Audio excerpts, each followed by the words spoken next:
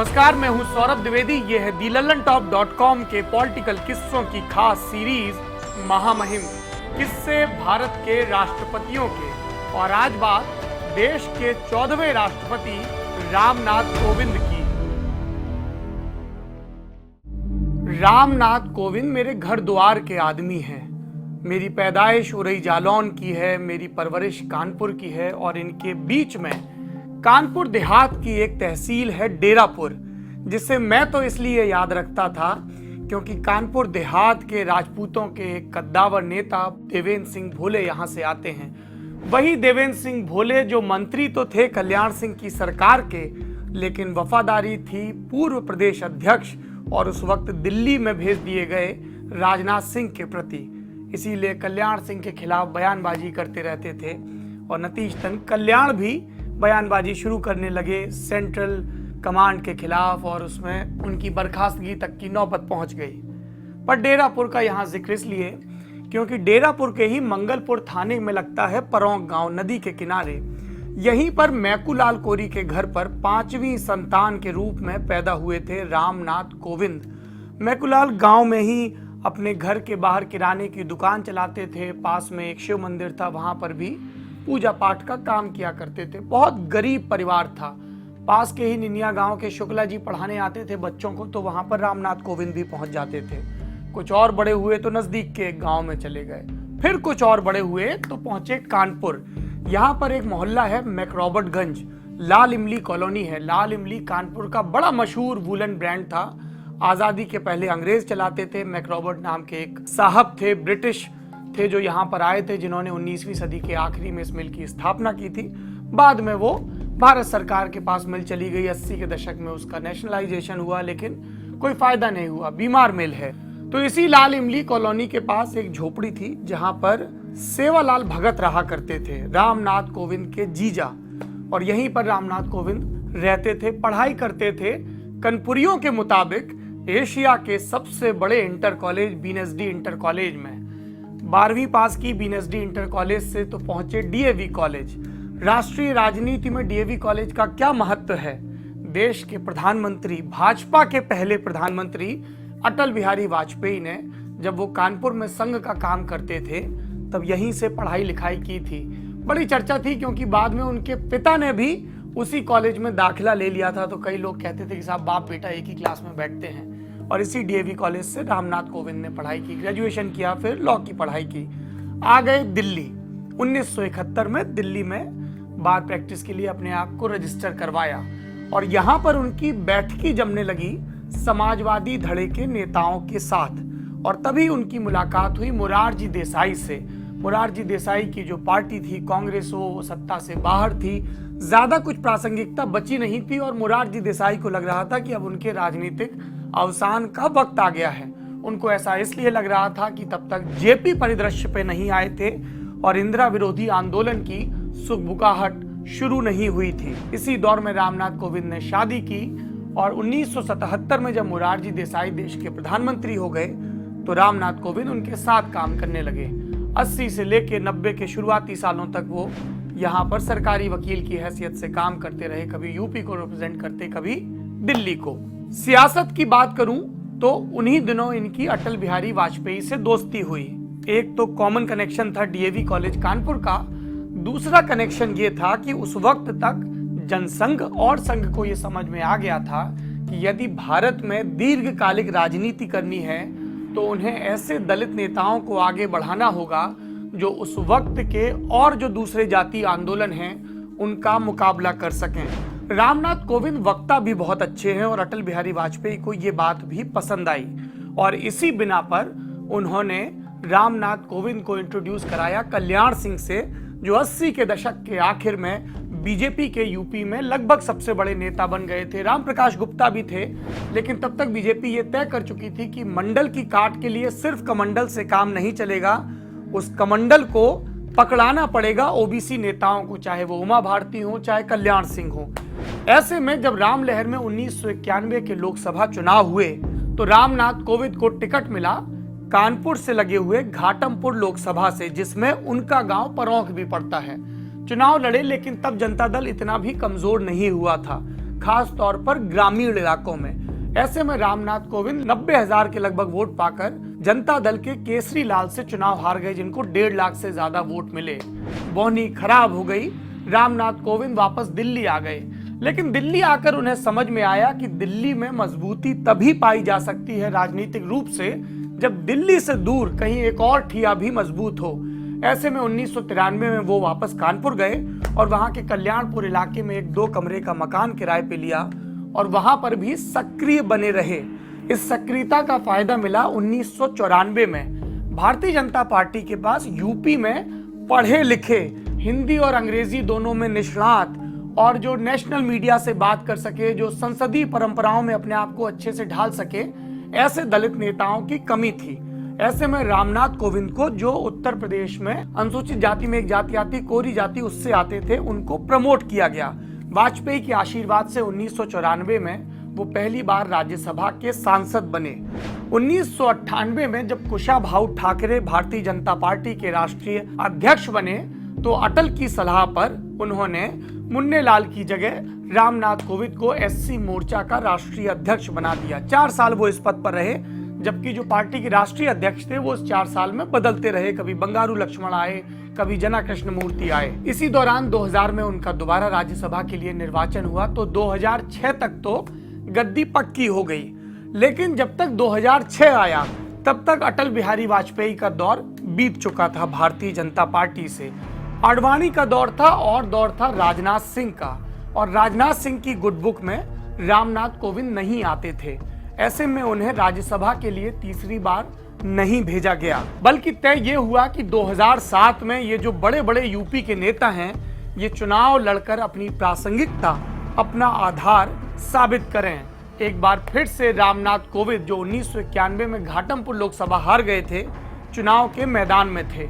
Seat थी कानपुर देहात की भोगनीपुर, जिसको पार करते ही आती है यमुना नदी और फिर शुरू होता है बुंदेलखंड। भोगनीपुर से रामनाथ कोविंद चुनाव लड़े सुरक्षित सीट से और तीसरे नंबर पर रहे। मायावती का दौर था, वो बीएसपी पहले नंबर पर रही और सपा दूसरे नंबर पर। लोगों को लगा कि रामनाथ कोविंद का राजनीतिक करियर अब खत्म हो गया है। उन्हें सही ही लग रहा था। जब 2 बार का राज्यसभा सांसद और अनुसूचित मोर्चे का राष्ट्रीय अध्यक्ष रहा व्यक्ति विधानसभा चुनाव में तीसरे नंबर पर रहे तो कोई क्या कयास लगाए। रामनाथ कोविंद वापस दिल्ली आ गए, अपनी प्रैक्टिस करने लगे, बाकी सारी चीजों में मसरूफ हो गए। बीच में एक बार जुगनू चमचमाया जब 2010 में उन्हें पार्टी का राष्ट्रीय प्रवक्ता बनाया गया। तभी मुद्दा आया था आरक्षण में आरक्षण का, रंगनाथ मिश्रा कमीशन की रिपोर्ट का, जिसमें बतौर प्रवक्ता उन्होंने कहा था कि जो क्रिश्चियन और मुसलमान कन्वर्ट हुए हैं, दलित बने हैं, उनको आरक्षण में आरक्षण का लाभ नहीं मिलना चाहिए। इससे जो हिंदू दलित हैं उनको नुकसान होगा। जब रामनाथ कोविंद का राष्ट्रपति के पद के लिए नाम आया तो इस मुद्दे को खूब उछाला गया। खैर, कोविंद का किस्सा आगे बढ़ाते हैं। रामनाथ कोविंद को अभी राजनीति की सीढ़ी पर कुछ पायदान और नीचे उतरना था और 2013 में उनसे कहा गया कि अब आप वापस प्रदेश के संगठन में जाइए। जो आदमी मोर्चे का राष्ट्रीय अध्यक्ष रहा हो उसे लॉलीपॉप की तरह थमा दिया गया प्रदेश महासचिव का पद।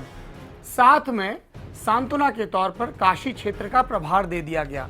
संघ और भाजपा बड़े राज्यों को अलग अलग क्षेत्रों में बांट देता है, जैसे उत्तर प्रदेश में अवध प्रांत है, बुंदेलखंड प्रांत है, काशी प्रांत है, इस तरीके का विभाजन रहता है, ब्रज प्रांत है। यहीं से रामनाथ कोविंद की किस्मत ने करवट लेना, या देहाती लहजे में कहें तो करौटा लेना शुरू कर दिया, क्योंकि इसी दौर में नरेंद्र मोदी के दाहिने हाथ अमित शाह को अदालती आदेशों के चलते गुजरात छोड़ना पड़ा। उन्हें यूपी का प्रभारी बनाया गया और उन्होंने डेरा डाल दिया लखनऊ में। 2013 के आखिरी में यह तय हो चुका था कि नरेंद्र मोदी सिर्फ भारतीय जनता पार्टी की तरफ से प्रधानमंत्री का चेहरा भर नहीं होंगे, बल्कि यूपी से सांसद भी होंगे या इसकी कोशिश करेंगे। और ऐसे में तय हुआ बनारस। जब अमित शाह बनारस पहुंचे तो उनकी मुलाकात हुई रामनाथ कोविंद से। अमित शाह की काम करने की एक खास शैली है। जब वो किसी कार्यकर्ता को, किसी पदाधिकारी को बड़ी जिम्मेदारी देते हैं तो उसके पहले उसका बैकग्राउंड चेक करवाते हैं, बिल्कुल कॉर्पोरेट स्टाइल में। जब रामनाथ कोविंद का बैकग्राउंड चेक हुआ तो पता चला कि उनके ऊपर करप्शन का कोई इल्जाम नहीं है, सादगी से जीवन जीते हैं। एक बेटा और बेटी हैं, प्रशांत और स्वाति, जो दोनों एयर इंडिया में नौकरी करते हैं। परिवार भी सामान्य जीवन जी रहा है। 2 भाइयों का निधन हो गया। एक भाई गुना में सरकारी अध्यापक थे, रिटायरमेंट की जिंदगी जी रहे हैं, और एक भाई कानपुर देहात के ही एक छोटे से कस्बे झींझक में टेलर की दुकान किए हुए हैं। जब इन सब चीजों से अमित शाह संतुष्ट हो गए तो उन्होंने पता लगाया इनकी सांगठनिक क्षमताओं के बारे में। तो पता चला कि नो नॉनसेंस आदमी है, यूपी में ज्यादा पूछ नहीं है, यहाँ के अलग अलग गुटों में से किसी में भी फिट नहीं हो पाए, पर अपना काम अच्छे से करते हैं। बतौर सांसद भी प्रदर्शन अच्छा रहा था। ऐसे में कोविंद को जिम्मेदारी दी गई काशी क्षेत्र की और उनकी करीबी हुई अमित शाह से। लेकिन ये शुरुआती दौर था। जैसा मैंने पहले कहा, रामनाथ कोविंद की ललक अभी भी थी 1991 की फांस को, हार की फांस को दूर करने की, और ऐसे में वह प्रयास करने लगे अपनी गांव के बगल वाली लोकसभा सीट उरई जालौन से टिकट पाने का। उरई जालौन सुरक्षित संसदीय सीट है, भाजपा का गढ़ रही है। हालांकि बीच में एक बार बसपा से ब्रजलाल खाबरी और एक बार सपा से घनश्याम कोरी यहां से चुनाव जीते हैं, लेकिन 1991 से 2014 तक देखें तो इसके अलावा हमेशा भाजपा ही जीतती रही है। और भाजपा के यहाँ से कद्दावर नेता हैं भानु प्रताप वर्मा, जो 2 चुनाव हारे थे और 3 चुनाव जीते थे। उनकी दावेदारी थी। उनकी दावेदारी को कमजोर करने के लिए दिल्ली वाले सलाहकारों ने रामनाथ कोविंद से कहा कि आप जालौन में डेरा जमा लीजिए। कोविंद जी पहुंच गए उरई। वहां पर उन्होंने मकान किराए पे लिया और स्थानीय नेताओं से मिलने लगे, क्योंकि अमित शाह ये स्पष्ट कर चुके थे कि जब तक नीचे से नाम नहीं आएगा मैं आपकी मदद नहीं कर पाऊंगा। वहां के नेताओं को लगा कि कोविंद जी बाहरी हैं, इनके साथ क्या जाना, ज्यादातर नेताओं को लगा। और रामनाथ कोविंद को उरई जालौन का लोकसभा का टिकट नहीं मिला। अब कमाल की बात यह है कि ऐसे में कई नेता निराश होकर घर बैठ जाते हैं, लेकिन रामनाथ कोविंद को पता था कि नए सिरे से भाजपा का वक्त आ रहा है। नए सिरे से उन लोगों की पूछ होगी जो संगठन में अपनी आवाजाही मजबूत रखेंगे। ऐसे में वो वापस काशी पहुंच गए और नरेंद्र मोदी के चुनाव को देखने लगे। इनाम मिला। नरेंद्र मोदी के सत्ता में आने के 1.25 साल बाद 8 अगस्त 2015 रामनाथ कोविंद को सूचित किया गया कि आपको बिहार का राज्यपाल बनाया जा रहा है। हालांकि अनौपचारिक तौर पर उन्हें पहले ही बता दिया गया था, पर मीडिया के जरिए देश को पहली बार पता चला। प्रतिक्रिया क्या हुई? कोविंद की मत सुनिए, नीतीश कुमार की सुनिए, जो बिहार में सरकार चला रहे थे और एनडीए से कट्टी कर चुके थे। किसी तरह जीतन राम मांझी को हटाकर, जो अपनी ही पार्टी के थे और बागी हो गए थे, दोबारा मुख्यमंत्री बने थे। नीतीश कुमार ने कहा ये संघीय ढांचे पर हमला है, ये सरकारिया आयोग की रपटों की अनदेखी है, हमसे पूछा तक नहीं गया राज्यपाल बनाने से पहले। उधर उनके जो दिल्ली के टीवी प्रवक्ता हैं केसी त्यागी, वो भी फायर हुए जा रहे थे। लेकिन देखिए समय का फेर, आज वही रामनाथ कोविंद नीतीश कुमार को सबसे ज्यादा प्रिय हैं। इतने प्रिय हैं कि 19 जून 2017 को जब मीडिया में ये खबर सामने आई कि रामनाथ कोविंद एनडीए की तरफ से उम्मीदवार होंगे राष्ट्रपति के चुनाव के लिए, तो सबसे पहले बधाई देने नीतीश कुमार पहुंचे। और नीतीश बधाई देने आने वाले हैं ये सुनकर रामनाथ कोविंद ने दिल्ली जाने का प्लान आधा घंटा मुलतवी कर दिया। कोविंद को क्यों चुना एनडीए ने राष्ट्रपति पद का उम्मीदवार? आपने पिछले कई रोज में अलग अलग थ्योरी सुनी होंगी, मेरी भी सुन लीजिए। सबसे पहले नरेंद्र मोदी की कुशल मीडिया टीम ने कुछ नाम प्लांट किए मीडिया में, ताकि अलग अलग नामों पर चर्चा रहे और जो अहम नाम है उस पर किसी का ध्यान ना जाए, एक सरप्राइज एलिमेंट बना रहे। किनके नाम आए? नाम आया झारखंड की गवर्नर और उड़ीसा की आदिवासी नेता द्रौपदी मुर्मू का। नाम आया मध्य प्रदेश के दलित नेता और मोदी कैबिनेट का हिस्सा थावरचंद गहलोत का। इसके अलावा भी कभी सुषमा स्वराज का नाम प्लांट किया जाता, कभी अरुण जेटली का, ताकि कयासबाजी चलती रहे। विपक्ष के सांसद भी अटकलें लगा रहे थे, मसलन टीएमसी के डेरेक ओब्रायन, जिन्होंने अपनी ही पार्टी के सांसदों के साथ एक नाम पर शर्त रखी थी। मीडिया में भी ये खेल जारी था। लेकिन अमित शाह और नरेंद्र मोदी बहुत पहले, यानी कि मई में ही ये तय कर चुके थे कि देश का अगला राष्ट्रपति दलित होगा और वो व्यक्ति होंगे रामनाथ कोविंद। कोविंद को चुनने की कई वजहें थी। एक वजह तो ये थी कि तब तक एनडीए और नीतीश के बीच रोमांस की शुरुआत हो चुकी थी। ऐसे में एक प्रस्तावना रची जानी थी जिसके तहत नीतीश कुमार वापस एनडीए के प्रति अपनी करीबी दिखा सकें। हालांकि नोटबंदी के मुद्दे पर वो नरेंद्र मोदी का मुखर समर्थन कर चुके थे और बदले में मोदी ने भी शराबबंदी के मुद्दे पर नीतीश की पीठ थपथपाई थी, लेकिन इतना काफी नहीं था। रामनाथ कोविंद को एनडीए का उम्मीदवार बनाने में इस फैक्टर ने भी काम किया कि वो बिहार के गवर्नर हैं। इसीलिए जैसे ही उनकी दावेदारी का ऐलान हुआ, नीतीश का पहला बयान ये था कि ये बिहार के लिए गर्व का विषय है। बिहार के इससे पहले जाकिर हुसैन गवर्नर थे जिन्हें राष्ट्रपति बनने का मौका मिला था। एक फैक्टर और है जिसने रामनाथ कोविंद के पक्ष में काम किया। रामनाथ कोविंद दलितों की कोरी जाति से आते हैं। ये कोरी जाति गुजरात जाते जाते कोली में तब्दील हो जाती है और कोली और ठाकुर बिरादरी का वहां के इलेक्टोरल कॉलेज में 20% के लगभग हिस्सा है। एक ऐसे वक्त में जब गुजरात में कुछ ही महीनों के बाद चुनाव होने हैं, वहां की सबसे ज्यादा प्रभुत्वशाली कास्ट पटेलों का एक तबका भारतीय जनता पार्टी से नाराज बताया जा रहा है। जहां पर ऊना के मामले को चलते दलितों के भी एक वर्ग में विपक्षी ये संदेश देने की कोशिश कर रहे हैं कि भाजपा उनकी हिमायती नहीं है। वैसे में रामनाथ कोविंद को सामने लाना गुजरात में भी राजनीतिक मुनाफे का सौदा साबित होगा। ऐसी रणनीति रही नरेंद्र मोदी और अमित शाह की। कैबिनेट के किसी मेंबर को न लेने की वजह यह थी कि ऑलरेडी कई कैबिनेट के काबिल मेंबरों को नरेंद्र मोदी की सरकार खो चुकी थी। कभी राजनीतिक कंपल्शन के जरिए मसलन गोवा का मामला मनोहर पर्रिकर को वहां भेजना पड़ा, या फिर मृत्यु के चलते मसलन अनिल माधव दवे। ऐसे में कैबिनेट के किसी साथी को मुक्त करने के लिए नरेंद्र मोदी तैयार नहीं हुए। संघ भी रामनाथ कोविंद के नाम को लेकर उत्साहित था। उन्हें लग रहा था कि एक व्यक्ति जो उनके नए सोशल कॉम्बिनेशन को रिप्रेजेंट करता हो, उनके अगले 20-30 साल के ब्लूप्रिंट में फिट बैठता हो, यदि वो राष्ट्रपति भवन तक पहुंचेगा तो काडर में और स्वयं सेवकों में अच्छा संदेश जाएगा। 1967 में पहली बार कोरस उठा था दलित को राष्ट्रपति बनाने का, सफल नहीं हुआ। फिर बात आई 1992 के दौर में जब वीपी सिंह ने ये मांग उठाई थी। नतीजतन के.आर. नारायणन को उपराष्ट्रपति बना दिया गया था और 1997 में जब देश आज़ादी के 50 साल की वर्षगांठ मना रहा था तब वो राष्ट्रपति बने। लेकिन कई लोगों ने ये कहा कि के.आर. नारायणन तो ब्यूरोक्रेट थे, लंदन से पढ़ाई करके आए थे, क्या वाकई में वो देश के दलितों का प्रतिनिधित्व करते हैं? ऐसे में रामनाथ कोविंद को सच्चा रहनुमा बताया जा रहा है, देश के दलितों का रहनुमा या कि सच्चा प्रतिनिधि।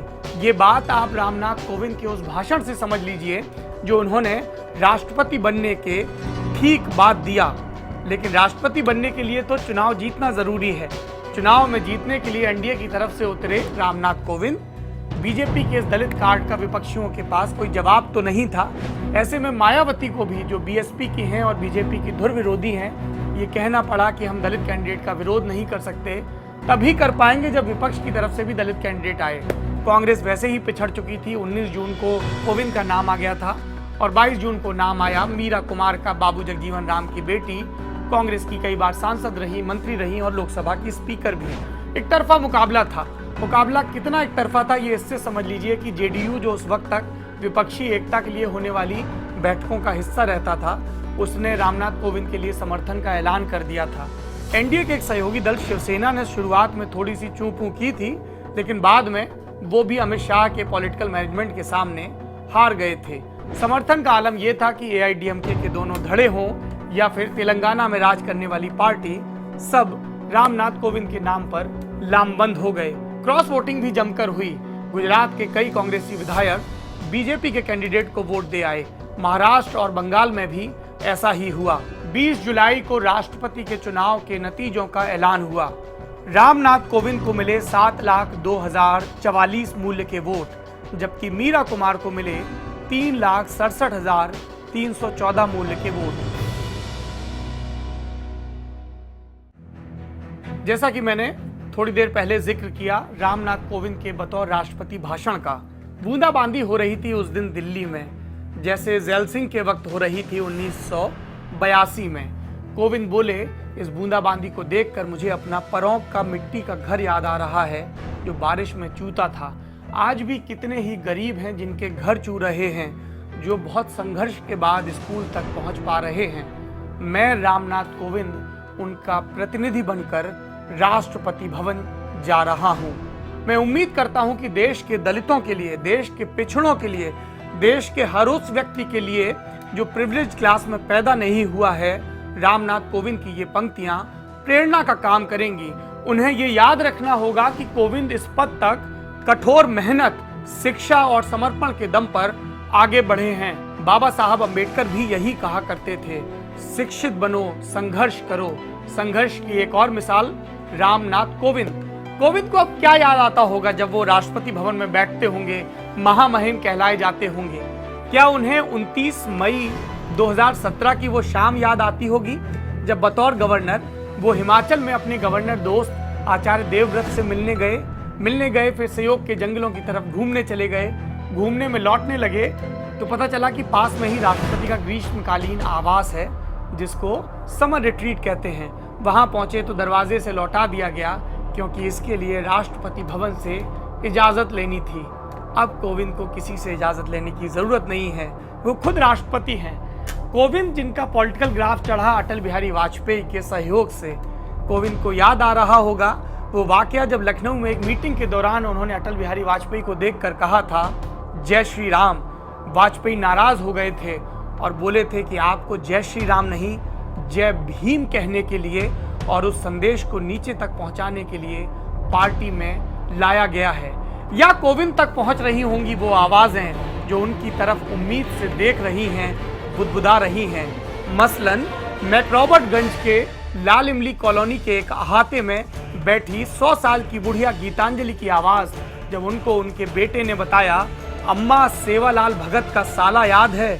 तो बुढ़िया बोली, हाँ कौन, राम कोविंद आया है क्या? तो उस व्यक्ति ने जवाब दिया, अम्मा आया नहीं है, अब तो वो देश का राजा बनने वाला है। ये संदेश अहम है उस समाज के लिए जिसको हजारों दशकों से पददलित किया गया है। एक और संदेश के साथ thelallanTop.com पॉलिटिकल किस्सों की एक नई सीरीज के साथ आपके बीच फिर लौटेगा। पिछले एक महीने के दौरान हमने महामहिम के एपिसोड्स में आपको देश के राष्ट्रपतियों के किस्से बताए, कभी निजी जीवन के किस्से, कभी उन राजनीतिक हालातों के जिनके तहत वो चुनकर इस सर्वोच्च संवैधानिक पद तक पहुंचे। हमारी ये कोशिश आपको कैसी लगी कमेंट बॉक्स में लिखकर जरूर बताइएगा।